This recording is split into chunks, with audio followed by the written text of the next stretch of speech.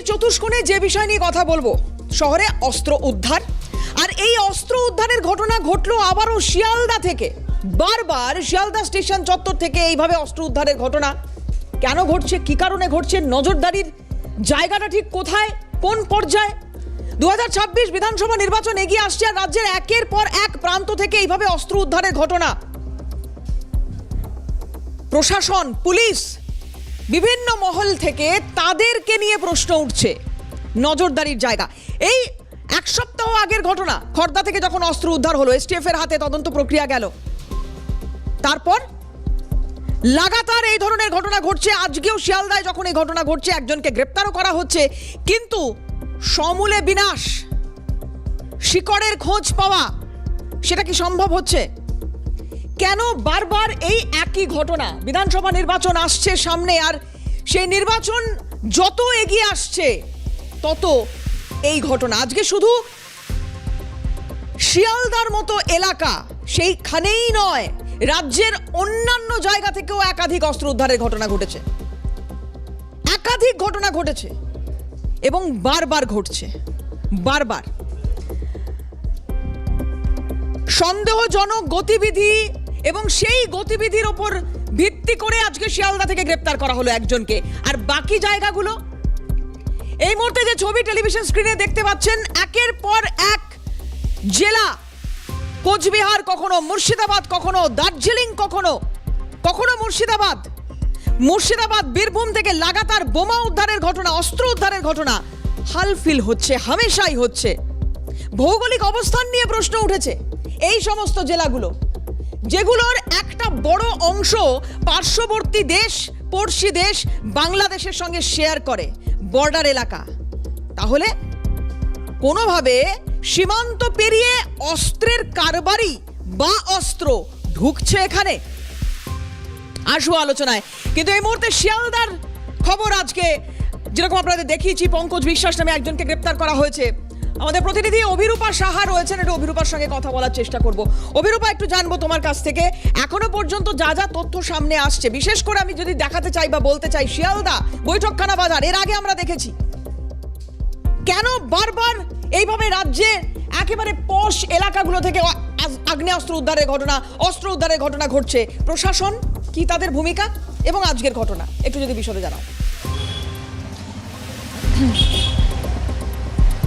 দেখো, শিয়ালদাহ এমন একটা জায়গা যেখান থেকে খুব ইজিলি অ্যাক্সেস পাওয়া যায়। শহর কলকাতা তো বটেই, কলকাতার সঙ্গে সঙ্গে রাজ্যের বিভিন্ন জায়গা বা বিভিন্ন প্রান্তের অ্যাক্সেস, খুব ইজি অ্যাক্সেস এই শিয়ালদাহ। মাস কয়েক আগে আমরা দেখেছিলাম যে বৈঠকখানা বাজার সংলগ্ন এলাকা থেকে অস্ত্র সমেত গ্রেপ্তার করা হয়েছিল বেশ কয়েকজনকে। তার কয়েক মাস কাটতে না কাটতে এবার একেবারে শিয়ালদাহ স্টেশন লাগোয়া 1 নম্বর বেলিয়াঘাটা মেন রোডের সামনে থেকে পঙ্কজ বিশ্বাস নামে এক ব্যক্তিকে গ্রেপ্তার করলেন পুলিশ আধিকারিকেরা, একেবারে সিনেমার স্ক্রিপ্টের মতো। সকালবেলা ব্যস্ত একেবারে শিয়ালদাহ স্টেশন, সেই জায়গায় যখন কয়েকজন পুলিশ কর্মীরা দায়িত্ব সামলাচ্ছিলেন, ট্রাফিকের ডিউটি সামলাচ্ছিলেন, তাদের চোখে বেশ কয়েকজনের সন্দেহজনক গতিবিধি নজরে আসে। তারা দেখতে পান যে একেবারে পুলিশ কিয়স্কের সামনে, মানে শিয়ালদাহ স্টেশন থেকে বেলিয়াঘাটা মেন রোড যেতে যে চারা গাছের দোকান রয়েছে, সেখানে একটা পুলিশ কিয়স্ক রয়েছে।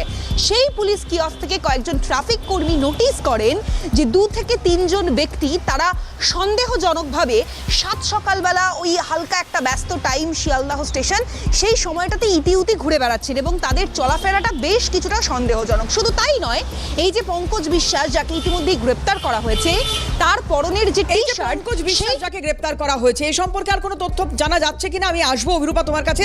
তার আগে এই মুহূর্তে আমাদের সঙ্গে বিজেপি নেতা সজল ঘোষ রয়েছেন। সজলদা, যেটা জানতে চাওয়ার এখানে, যে একের পর এক শহর কলকাতার বিভিন্ন জায়গা থেকে অস্ত্র উদ্ধারের ঘটনা ঘটেছে। শিয়ালদা থেকে আমরা দেখছি প্রায় 3 থেকে 4 বার এরকম খবর আমরা পাচ্ছি যেখানে অস্ত্র উদ্ধারের ঘটনা। এটা যেমন একটা উদ্বেগের জায়গা, এটা যেমন একটা চিন্তার জায়গা, তার পাশাপাশি মুর্শিদাবাদ, কোচবিহার, যে জেলাগুলো বাংলাদেশের সঙ্গে একটা বড় অংশ, একটা সীমানা শেয়ার করে, সেখান থেকে অস্ত্র উদ্ধারের ঘটনা কিভাবে দেখছেন? বলছি, আপনি যে সীমানার কথা বললেন, শিয়ালদা স্টেশন থেকে সেই সীমানার দূরত্ব, সবসময় তো দূরত্বটা কিলোমিটারে মাপা হয় না, সময়ও দূরত্ব মাপা হয়। তো সেখান থেকে দূরত্ব ঘন্টা 2-1-এর মধ্যে। হ্যাঁ, অতএব এটাও কোনো বর্ডারের বাইরে নয়। শিয়ালদা হচ্ছে গেটওয়ে অফ কলকাতা। এখানে এরকম প্রতি মাসে 2 মাসে একবার করে অস্ত্র পাওয়া যাচ্ছে, এবং যেগুলো পাওয়া যাচ্ছে ওগুলো খুচরো অস্ত্র। সবগুলো খুচরো অস্ত্র। আজকে কি পাওয়া গেছে আমি জানি না, কিন্তু অতীতে যা পাওয়া গেছে সব খুচরো।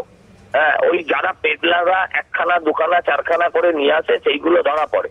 আপনি যদি পুরো বাংলাটাই বারুদের স্তূপ, আর এই শিয়ালদাটা হচ্ছে তার গেটওয়ে, তার আসা যাওয়ার পথ। এই অস্ত্রগুলো বাংলাদেশ থেকে এই দেশে ট্রেনে করে চলে আসে শিয়ালদা স্টেশন।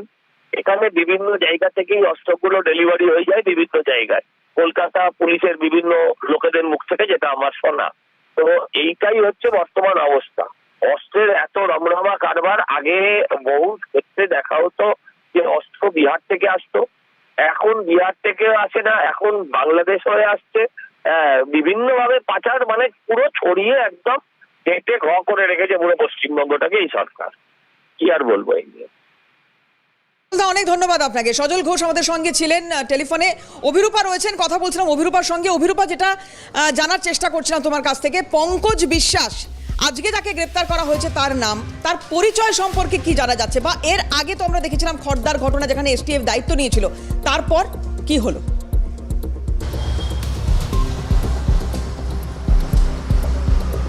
দেখো, তোমাকে যেটা বলছিলাম, মানে তার টি শার্টের একটা অংশে এক কোনা কিছু বেরিয়ে রয়েছে, যেটা থেকে সন্দেহ হয়। এবার পুলিশ যখন তাকে জিজ্ঞাসাবাদ করার জন্য এগিয়ে আসছিল, সেই সময় তার সঙ্গে থাকা দুজন অ্যাসোসিয়েটস তারা কিন্তু সুযোগ বুঝে পালিয়ে যায়। এবার পুলিশ তাকে একেবারে দৌড়ে গিয়ে একেবারে ঝাঁপিয়ে পড়ে তাকে ইন্টারসেপ্ট করে। এবার পঙ্কজ বিশ্বাস, তার সম্বন্ধে জানতে পারা যাচ্ছে তিনি এন্টালি থানা সংলগ্ন পটারি এলাকার বাসিন্দা। এর আগে তার বিরুদ্ধে বেশ কিছু টুকটাক মামলা ছিল, কিন্তু এই ধরনের কোনো আর্মস কেস তার বিরুদ্ধে ছিল না। এবার সবথেকে যেটা উল্লেখযোগ্য বিষয় বা তদন্তকারী আধিকারিকরা যে বিষয়টা জানতে চাইছেন, তা হলো পঙ্কজ বিশ্বাসকে আজকে শিয়ালদাহ আদালতে পেশ করা হয়েছে। এবার হেফাজতে নিয়ে যে বিষয়গুলো জানতে হবে, যে এই অস্ত্রের বরাত তাকে কে দিয়েছিল, এক, কি উদ্দেশ্যে শিয়ালদাহ স্টেশন সংলগ্ন অঞ্চলে তিনি ঘুরে বেড়াচ্ছিলেন, কারোর হাত থেকে তিনি এই অস্ত্রগুলো নিয়েছিলেন, নাকি কারোর হাতে এই অস্ত্র দেওয়ার পরিকল্পনা ছিল, নাকি অ্যাজ আ মিডলম্যান তিনি কাজ করছেন। এই ধরনের একাধিক প্রশ্নের উত্তর যেমন আমরা তুলছি, ঠিক তেমনই তদন্তকারী আধিকারিকরা জানার বা বোঝার চেষ্টা করছেন। দ্বিতীয়ত যে বিষয়টা জানতে হবে, তা হলো এর সঙ্গে কোনো রকম চক্র কাজ করছে কিনা। যেহেতু এই পঙ্কজ বিশ্বাস তিনি একেবারে এন্টালি থানা সংলগ্ন পটারি এলাকার বাসিন্দা, ফলে ওই অঞ্চলে মানে শহর কলকাতাতে এই ধরনের কোনো রকম চক্র আপাততভাবে অ্যাক্টিভ আছেন কিনা, সেটা কিন্তু পঙ্কজকে একমাত্র হেফাজতে নিলে তবেই এই বিষয়গুলো স্পষ্ট হবে। ফলে ইতিমধ্যেই অভিযুক্তকে শিয়ালদাহ আদালতে নিয়ে যাওয়া হয়েছে। পুলিশ আধিকারিকদের তরফ থেকে ফুল টার্ম পিসি রিমান্ড করা হবে, অর্থাৎ 14 দিনের পুলিশি হেফাজতে। একটা বিষয় একটু জানতে চাইবো তোমার কাছে, এই যে এই ধরনের ঘটনাগুলো ঘটছে, এক একটা করে তদন্ত কমিটি গঠন হয়, কখনো বা এসটিএফ এর আন্ডারে এই ধরনের তদন্তগুলো চলে, সাকসেস রেট বিভিন্ন সময় পুলিশের ভূমিকা নিয়ে প্রশ্ন উঠেছে, কিন্তু সাকসেস রেট সেটা কি জানা সম্ভব?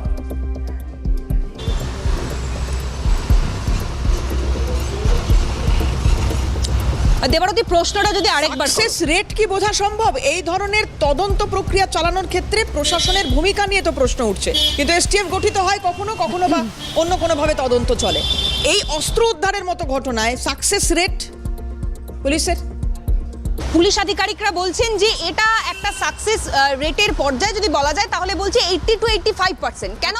তার কারণ কলকাতা পুলিশের এসটিএফ বা লালবাজারের ডিডি বা এআরএস যে ডিপার্টমেন্টই এই বিগত দিনে এই অস্ত্র নিয়ে রেড করেছে বা অভিযান চালিয়েছে, গ্রেপ্তার করেছে, তারা বলছেন যে এই অস্ত্রগুলোর একটা যোগাযোগ কোথাও গিয়ে পাওয়া যাচ্ছে বিহারে, এবং যেটা তারা মনে করছেন যে এই শিয়ালদাহ স্টেশন বা এসপ্ল্যানেড বাস স্ট্যান্ড, এই জায়গাগুলোতে যারা এই অভিযুক্ত যারা রয়েছেন বা অ্যাকিউজ যারা রয়েছেন বা যারা মিডলম্যান রয়েছেন, তারা তো এই জায়গাগুলোকে ইউটিলাইজ করছেন, কিন্তু এদের একটা চক্র বিহারে কাজ করছে। এবং এদেরকে জিজ্ঞাসাবাদ করেই আমরা দেখেছি বিগত সময়ে এসটিএফ এর আধিকারিকরা বিহারে বিপুল পরিমাণ অস্ত্র ভান্ডার, বিহার হোক, পাটনা হোক, উত্তরাখণ্ড হোক, ঝাড়খণ্ড হোক, জামতারা হোক, এই জায়গাগুলোতে কিন্তু বিপুল পরিমাণ অস্ত্র ভান্ডারের সন্ধান বা হদিশ কলকাতা পুলিশের আধিকারিকরা পেয়েছেন।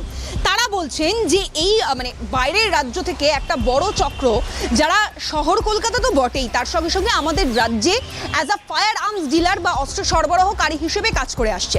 ফলে এদেরকে ইন্টারসেপ্ট করা, এদেরকে হেফাজতে নেওয়া, জিজ্ঞাসাবাদ পর্ব চালিয়ে নিয়ে যাওয়া, এটা অত্যন্ত গুরুত্বপূর্ণ একটা দিক, এবং তদন্ত প্রক্রিয়া চালিয়ে নিয়ে যাওয়ার ক্ষেত্রেও এটা অত্যন্ত একটা গুরুত্বপূর্ণ দিক বলে তারা মনে করছেন। ফলে সেক্ষেত্রে দাঁড়িয়ে অভিযুক্তকে আদালতে পেশ করা হয়েছে। নিজেদের হেফাজতে চাইবেন তদন্তকারী আধিকারিকরা এবং হেফাজতে নিয়ে এই তদন্ত প্রক্রিয়া তারা চালিয়ে নিয়ে যাবেন। তারা মনে করছেন যে শহর কলকাতায় যদি কোনো এই ধরনের চক্র বা এই ধরনের সেল অ্যাক্টিভ থাকে তাহলে অভিযুক্তকে হেফাজতে পেলে এই উত্তরগুলো জানার বা বোঝার অনেকটা সুবিধা হবে তদন্তকারী আধিকারিকদের কাছে। সেই চক্র যদি থেকে থাকে ডেফিনেটলি সেই চক্র পর্যন্ত পৌঁছাতে চাইবেন পুলিশ আধিকারিকরা। অনেক ধন্যবাদ অভিরূপা সাহা আমাদের প্রতিনিধি ছিলেন। পুলিশের ভূমিকা নিয়ে প্রশ্ন উঠেছে, সাকসেস রেট নিয়ে কথা হচ্ছে। আমরা কথা বলেছিলাম প্রাক্তন পুলিশ কর্তা অরিন্দম আচার্যের সঙ্গে, তার কি প্রতিক্রিয়া বিষয় শুনবো। পুলিশ যদি অ্যারেস্ট করে, সিজও করে, মেইন যে সোর্স অফ ইনকাম যারা এই টাকা লাগাচ্ছে তা শেষ করছে না। এবং কোর্টে গেলে অদ্ভুতভাবে একটা সিন্ডিকেট আছে, যে সিন্ডিকেটে যেমন আজকে বিভিন্ন জন আজকে আপনি দেখুন না, ওই শেখ শাহজাহান আজকে যে জেলে আছে দেখুন কি অবস্থায় আছে, সঞ্জয় যেভাবে জেলে আছে দেখুন আজকে জামাই আদারে আছে। এই ক্রিমিনালরা ভালোভাবে নিশ্চয়ই থাকে, কারণ ভয় যদি থাকতো এই যে এসটিএফ একের পর এক হানা দিচ্ছে, এত অ্যারেস্ট করছে, এত ফিস্ট হচ্ছে। নর্থ 24 পরগনা কদিন আগে দেখলাম যে মাল উদ্ধার হয়েছে, 38 বছর থানায় চাকরি করেছি, এত হাজার ওই আপনার 303 থেকে বিভিন্ন মালখানাতেও নেই ম্যাডাম।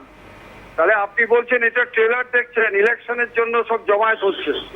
আমি আপনাদের আবার বলছি, যেভাবে নাকি ক্রিমিনালরা আজকে নিজেদের হাতে এই সমস্ত আইন শৃঙ্খলাটা নিয়ে নিয়েছে এবং তাদেরকে রাজনৈতিক কিছু নেতৃবৃন্দ যেভাবে আজকে প্রশ্রয় দিচ্ছে এবং পুলিশ দেখবেন অ্যারেস্ট করছে, বলছে চার্জশিট দিয়ে দিচ্ছে। আরে চার্জশিট দিয়ে দিলেই হবে, শাস্তি কোথায়? কিছু তথ্য এখানে দাঁড়িয়ে শেয়ার না করলেই নয়। এই মাসের একদম শুরুতে খড়দার কথা আপনাদের মনে আছে, যেটা আমি কিছুক্ষণ আগে বলছিলাম, যে খড়দায় ঘরের মধ্যে দিনের পর দিন ধরে এইভাবে অস্ত্র কারবার চলছে, অস্ত্র তৈরি চলছে, অস্ত্রের নাকি মেরামতিরও দক্ষ কারিগর সেখানে রয়েছে।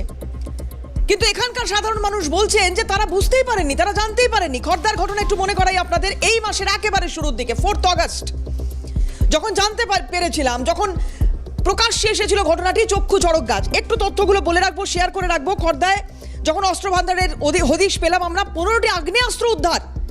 খড়দার রিজেন্ট পার্ক এলাকায় 15টি আগ্নেয়াস্ত্র উদ্ধার হলো, 1000 রাউন্ড গুলি উদ্ধার হলো, লক্ষাধিক টাকা উদ্ধার হলো। ব্যারাকপুর পুলিশ কমিশনারেটের তরফ থেকে সেই উদ্যোগ, তাকে সাধারণ মানুষ স্বাগত জানিয়েছেন ঠিকই, কিন্তু কিভাবে চললো এতদিন ধরে কেউ বুঝতে পারলো না, কেউ কিছু জানতে পারলো না। লিটন চক্রবর্তী ওরফে মধুসূদন চক্রবর্তী নামে এক ব্যক্তিকে জিজ্ঞাসাবাদ করা হলো, আটক করা হলো। কিভাবে এত আগ্নেয়াস্ত্র এসেছে তার কোনো সদুত্তর পাওয়া গেল না। কিন্তু সেই লিটন নাকি মেরামত করত, কারিগর, শিল্পী। কিভাবে অভিহিত করা যায় একে জানি না, একটা বিহার যোগের তত্ত্ব সামনে এলো। এবার আরো কিছুটা পেছনে ফিরে যাই।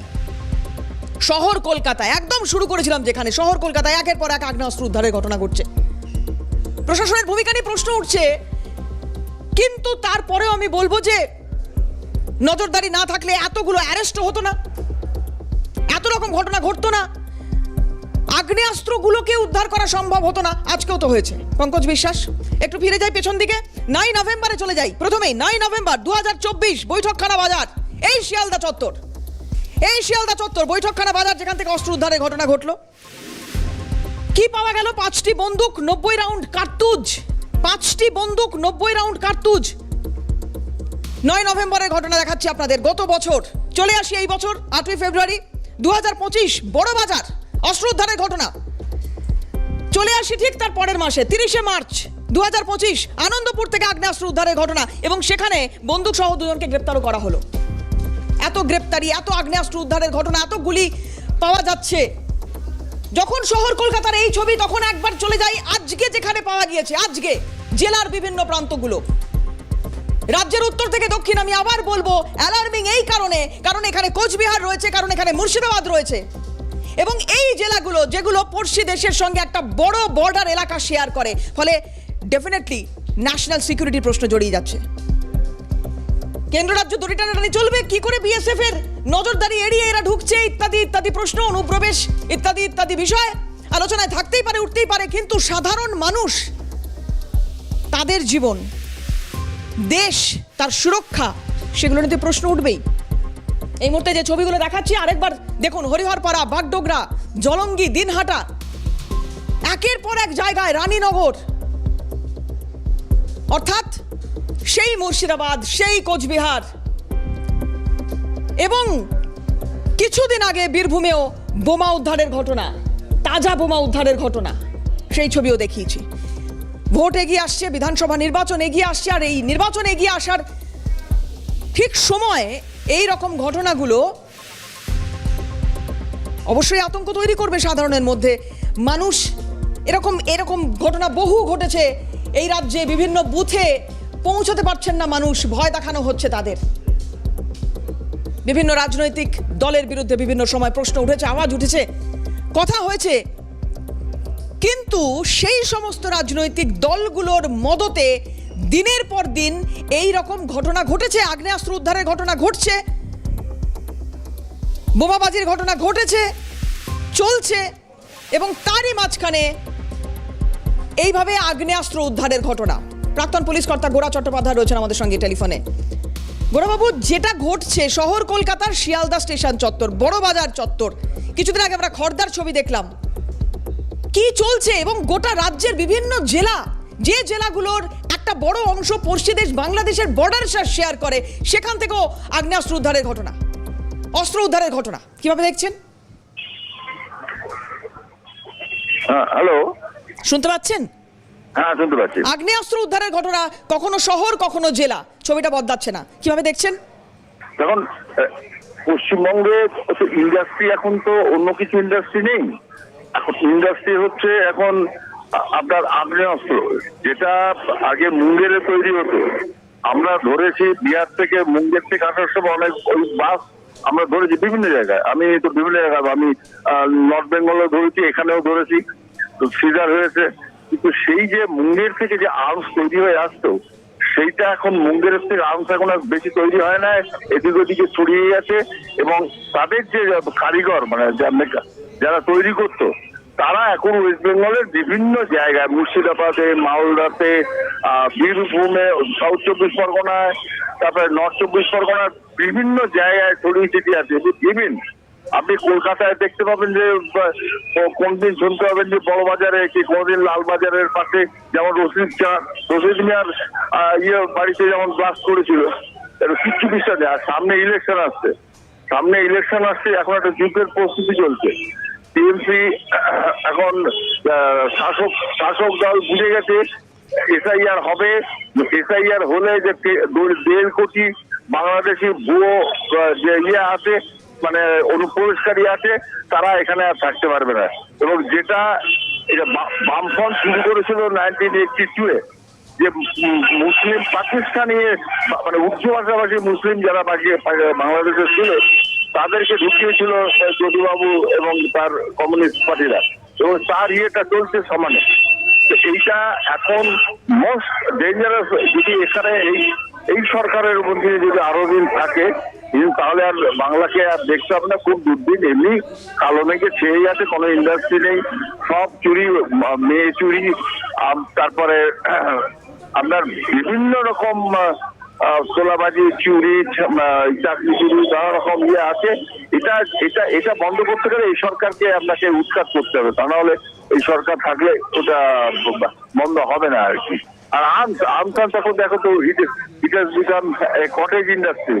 এখন তো বাড়িতে পাড়ায় পাড়ায় এসব তৈরি হচ্ছে আর কি। অনেক ধন্যবাদ আপনাকে, অনেক ধন্যবাদ। শহরে অস্ত্র উদ্ধারের ঘটনা, আমি যে ছবিগুলো আপনাদের দেখাচ্ছি, জেলার বিভিন্ন প্রান্ত থেকে এই অস্ত্র উদ্ধারের ঘটনা ঘটেছে, কোথাও গ্রেপ্তারির ঘটনাও ঘটেছে। পুলিশ কর্তা, প্রাক্তন পুলিশ কর্তা যারা, তাদের সঙ্গে কথা হচ্ছে, তারা বলছেন ঠিকই, সরকারের ভূমিকা নিয়ে সমালোচনা করছেন ঠিকই, কিন্তু এটাও তো ঠিক যে উদ্ধার তো হচ্ছে, গ্রেপ্তার তো হচ্ছে, সেই ঘটনাগুলো তো ঘটছে। কিন্তু তারপরেও অবশ্যই এটা একটা চিন্তার জায়গা বা ভাবনার জায়গা, যেটা আমি বলছিলাম যে কেন্দ্র রাজ্য দড়ি টানাটানির জায়গাটা থাকছে, কারণ সেটা নিয়ে বারবার কথা হয়েছে। বিএসএফ এর ভূমিকা নিয়ে প্রশ্ন উঠেছে, কিভাবে সীমান্ত পেরিয়ে এখানে মানুষ অনুপ্রবেশ করতে পারছেন, তাদের কি উদ্দেশ্য, সেগুলো নিয়ে কথা হয়েছে। কিন্তু 2026 বিধানসভা নির্বাচন আর খুব বেশি মাস বাকি নেই, তার আগে এইভাবে আগ্নেয়াস্ত্র উদ্ধারের ঘটনা, এটা কতটা চিন্তায় রাখছে? তৃণমূল নেতা অরূপ চক্রবর্তী আমাদের সঙ্গে রয়েছেন এই মুহূর্তে। অরূপদা, আগ্নেয়াস্ত্র উদ্ধারের ঘটনা শহর কলকাতায় বিভিন্ন সময় দেখছি, কিছুদিন আগে খড়দার ঘটনা ঘটলো, আজকে জেলার বিভিন্ন প্রান্ত থেকে খবর আসছে। কিভাবে দেখছেন এটাকে, কতটা নজরদারির জায়গাটা চ্যালেঞ্জিং হয়ে উঠছে বলে মনে করছেন? চ্যালেঞ্জিং এর ব্যাপার নয়, দেখুন বাইরের রাজ্য থেকে আগ্নেয়াস্ত্র ঢুকছে, বিহার বিজেপি শাসিত বিহার থেকে এর আগেও আগ্নেয়াস্ত্র ঢুকছে, পুলিশ অ্যারেস্ট করেছে। আজকেও কিন্তু কলকাতা পুলিশ গ্রেপ্তার করেছে, রেল পুলিশ গ্রেপ্তার করেনি। আমি তো বরং সুকান্ত মজুমদারকে বলবো, আগের দিন যে এসি ট্রেনটা নাটক করে চললেন, এরপর যাতে আগ্নেয়াস্ত্র যারা এরকম পাচার করে তাদের সুবিধা হয় বলে কি এসি ট্রেনের সার্ভিস বাড়িয়ে দিয়েছেন? এসি ট্রেনে করে আগ্নেয়াস্ত্র পাচার করতে সুবিধা হবে। আগে তো রেল পুলিশের অপদার্থতা, রেল দপ্তরের অপদার্থতা, যে কেন এখানে শিয়ালদার মতো স্টেশন, যেই স্টেশন সিসিটিভি ফুটেজ, যেই স্টেশনে সর্বক্ষণে স্ক্যানিং চলে, যেখানে আপনি যদি দূরপাল্লার ট্রেন ধরতে যান আপনার ব্যাগেজ চেক করা হয়। হাওড়া স্টেশন, শিয়ালদা স্টেশনের মতো গুরুত্বপূর্ণ টার্মিনাল স্টেশনগুলোর নিরাপত্তা এরকম ঘিরে ঢালা থাকবে কেন? বিশেষ করে 15ই আগস্টের আগে যদি রেল স্টেশন এই ধরনের গুরুত্বপূর্ণ, Kolkata rail station, Howrah rail station, Sealdah স্টেশনে, সারা পৃথিবীর সবচেয়ে জনবহুল স্টেশন হচ্ছে শিয়ালদা স্টেশন, সেই স্টেশনের নিরাপত্তা এত শৈথিল্য থাকবে কেন, তাও আবার স্বাধীনতা দিবসের প্রাককালে? এই অপদার্থ কেন্দ্রীয় স্বরাষ্ট্র মন্ত্রক, অপদার্থ রেল দপ্তর, এরা শুধুমাত্র বিরোধীদের বিরুদ্ধে রাজনীতি করতে এতটাই ব্যস্ত যে বেসিক জায়গায় কাজগুলো তারা পরিস্থিতি ভুলে গিয়েছে।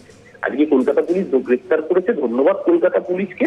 আগামী দিন যাকেই বলতে পারে যে রেড রোডের মুখ্যমন্ত্রী যে আগামী দিন রেড রোডে যে প্যারেড হবে স্বাধীনতা দিবসের যে বিশেষ অনুষ্ঠান হবে, সেখানে নাশকতার জন্য এই অস্ত্র ব্যবহার হচ্ছিল কিনা, কলকাতা পুলিশকে অনুরোধ করবো যে দুষ্কৃতকারীদের গ্রেফতার করা হয়েছে তাদের প্রপার ইন্টারোগেশন করা হোক এবং কি উদ্দেশ্যে তারা জড়ো হয়েছিল সেটাও খতিয়ে দেখা হোক। বিজেপি পারে না এরকম কোনো কাজ।